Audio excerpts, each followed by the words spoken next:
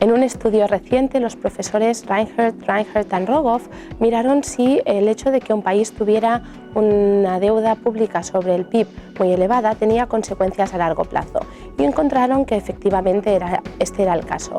Su límite de referencia era el 90%.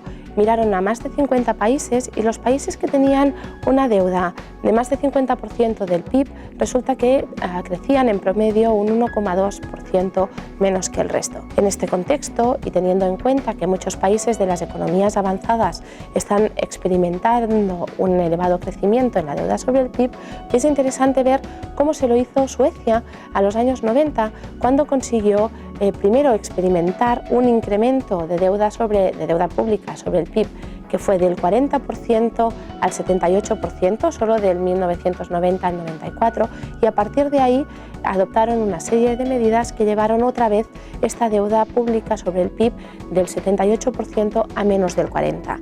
Y hoy Suecia es uno de los países que más buen crecimiento y resultados está teniendo en Europa. Venía también a principios de los 90 de una crisis muy parecida a la que hemos tenido en las economías avanzadas. Eso tuvo unas consecuencias importantes en la economía, de tal manera que incluso hacia el 94 muchas empresas y instituciones se llegaban a cuestionar si el gobierno sería capaz de pagar su deuda.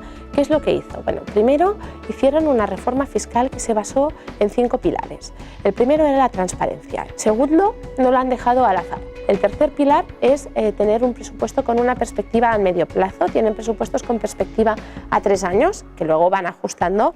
El cuarto punto es que tiene un presupuesto con un superávit incorporado, con un objetivo de superávit. Y finalmente el último, que este me parece muy interesante, es que tienen un presupuesto que está ajustado por productividad. Esta es la idea. Si la productividad mejora en todos los sectores de economía, digamos alrededor de un 2%, en el sector público evidentemente también mejorará. Es difícil de medir, pero podemos suponer pues a lo mejor un 0,5 o un 1%. Si esto es así, quiere decir que con un 0,5% menos de los recursos se puede hacer lo mismo.